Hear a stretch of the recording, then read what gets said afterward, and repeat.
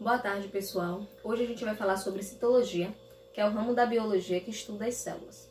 E a célula, ela é a unidade funcional e estrutural presente nos seres vivos, também conhecida como a menor estrutura que forma os seres vivos.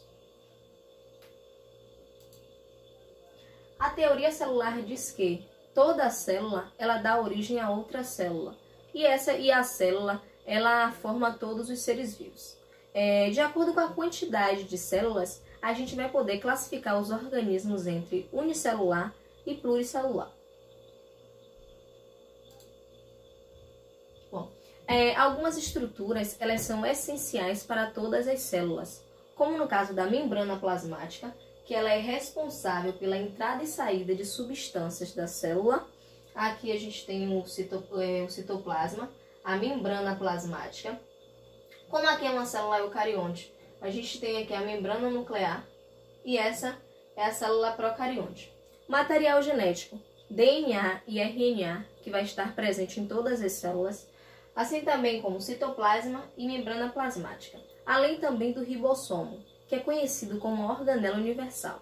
Outra coisa, o ribossomo ele é a única organela encontrada na célula procarionte. A célula procarionte também, a gente tem como exemplo as bactérias, em que é uma célula simples, com a ausência da membrana nuclear, possui como organela apenas o ribossomo e algumas delas possuem a parede celular. A parede celular ela vai garantir resistência à célula e ela vai recobrir a membrana plasmática. A presença da parede celular em algumas bactérias é o que vai garantir resistência a certos antibióticos. As células vegetais, elas possuem a parede celular e nós, como somos animais e possuímos células animais, a gente não possui a parede celular, possuímos apenas a membrana plasmática. Bom, os tipos de células, eles serão classificados de acordo com a presença ou a ausência da membrana nuclear, que é o que foi dito. A procarionte é a célula que não possui membrana nuclear, que a gente deu o exemplo da bactéria, e a célula eucarionte, a gente vai ter a presença da membrana nuclear, além também de diversas organelas, como ribossomo, complexo golgiense, retículo endoplasmático liso, rugoso, dentre outras que a gente vai ver nas próximas aulas.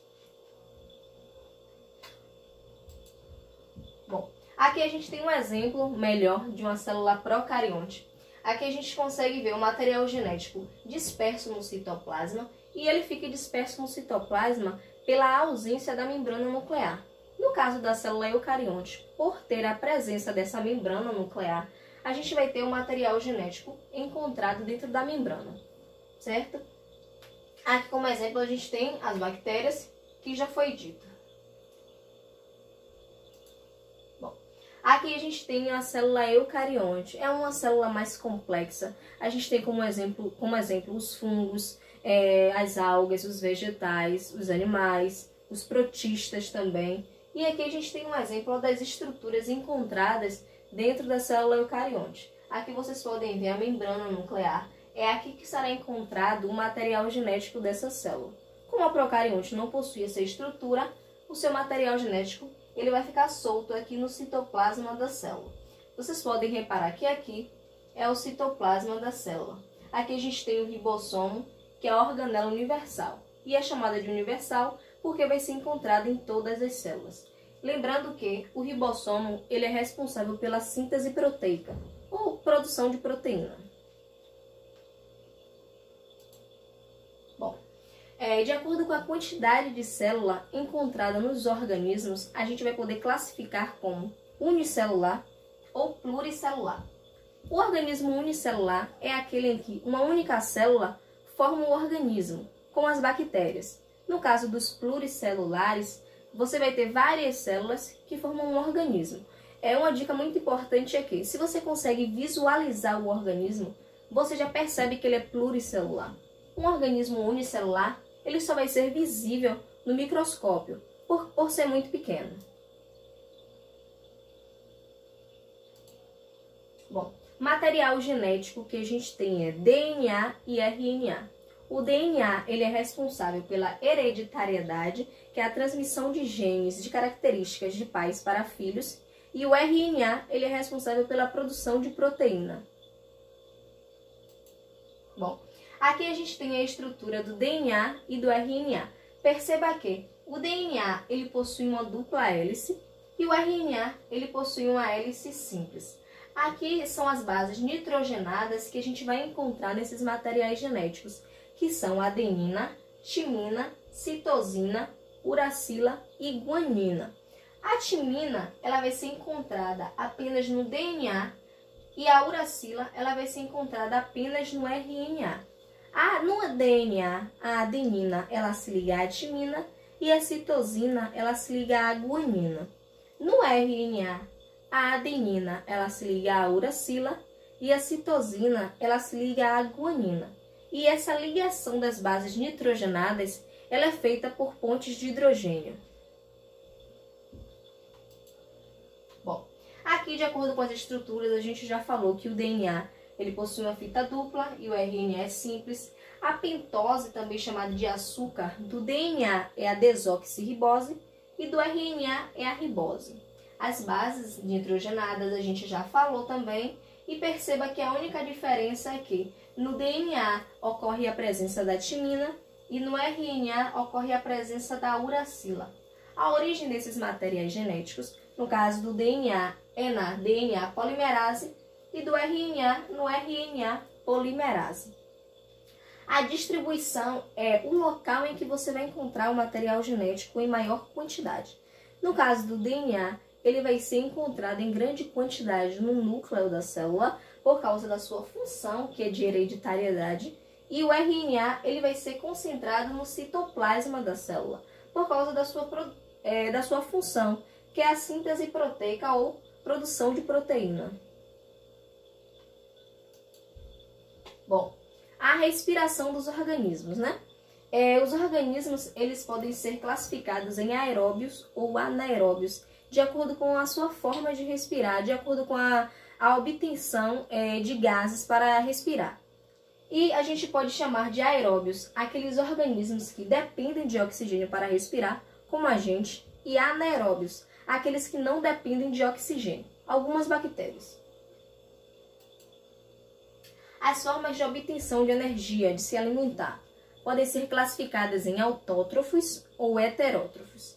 Os autótrofos são aqueles organismos que possuem capacidade de produzir o seu próprio alimento. Os heterótrofos não possuem a capacidade de produzir o seu próprio alimento. Como exemplo de autótrofo, a gente tem as plantas, que possuem cloroplasto em suas células e dentro dos seus cloroplastos possui clorofila. E isso faz com que a planta ela possa obter energia através do sol.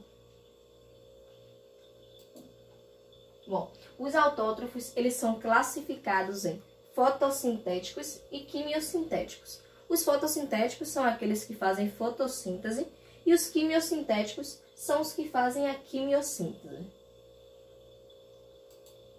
Bom, os heterótrofos eles vão ser classificados em herbívoros, carnívoros, onívoros ou saprófitos. Os herbívoros eles vão se alimentar de vegetais, os carnívoros de carne, os onívoros vão se alimentar tanto de carne quanto de vegetais e os saprófitos eles vão se alimentar de organismos em decomposição. Aqui eu trouxe alguns exemplos dos animais, né? E aí, como de herbívoro a gente tem um cavalo, carnívoro a gente tem um leão, o onívoro somos nós, os seres humanos, e os saprófitos a gente tem como exemplo os fungos, que eles se alimentam de restos orgânicos em decomposição.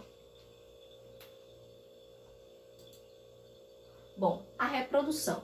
A reprodução é uma característica dos seres vivos que objetiva a perpetuação da espécie. E a reprodução ela pode ser classificada em assexuada e sexuada. A reprodução assexuada é aquela que não envolve a troca de material genético.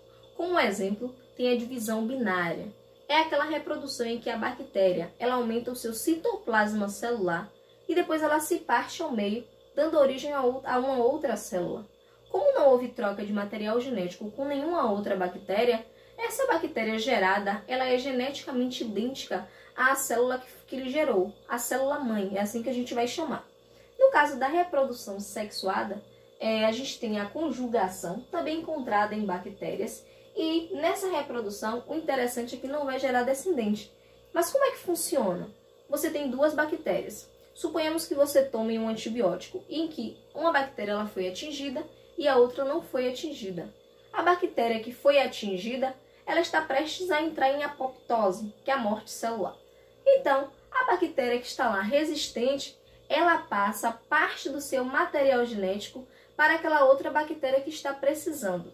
Quando essa outra bactéria receptora, ela recebe esse material genético, ela passa a se tornar resistente àquele antibiótico. Por ela receber esse material genético e tornar-se resistente, a gente diz que ela não é mais a mesma bactéria, porque o seu material genético foi modificado, mas não gerou um descendente. Não gerou um descendente, mas aquele organismo não é mais o mesmo, ok? Bom, aqui a gente já falou os tipos de reprodução, assexuada e sexuada, que envolve ou não a troca de material genético. Outra coisa, a reprodução sexuada, ela é conhecida por garantir a variabilidade genética. Por quê? Nós, como nos reproduzimos de forma sexuada, a gente possui parte do material genético de nosso pai e parte do material genético de nossa mãe. Então, a gente não é idêntico nem ao pai, nem à mãe. A gente é um novo indivíduo que possui característica de ambos. Bom, como o material já foi disponibilizado na plataforma, eu deixei alguns links para vocês darem uma olhada, ok? Beijos e até a próxima aula.